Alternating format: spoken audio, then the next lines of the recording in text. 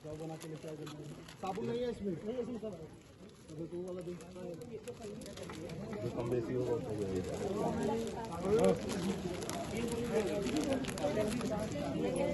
भैया जी की उपस्थिति से सभी हमारे दादा दादी के मन हर्षित हो रहे हैं और भैया जी के जो प्रयास हो रहे हैं व्यक्तिगत सभी के पास पहुंच के खुद अपने हाथों से उन्हें अपने जन्मदिन का गिफ्ट प्रदान कर उनके आशीर्वाद ले रहे हैं।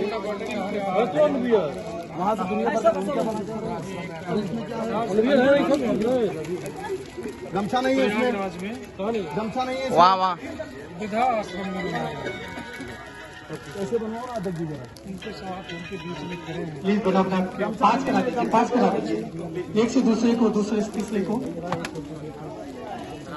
बचेगा वो दे दीजिएगा यही पे जिसको नहीं मिला होगा वो। हाँ तो यही पे रही जाए लेके आओ पैसे के साथ क्या कड्डी भी लाओ। हाँ सब आगे आइए आगे। ये लाइन है। हाँ अभी ये लाइन आएगी। कृपया सभी दादा दादी सहयोग करेंगे। भी डालो भैया पीछे हो जाइए आप लोग फोटो।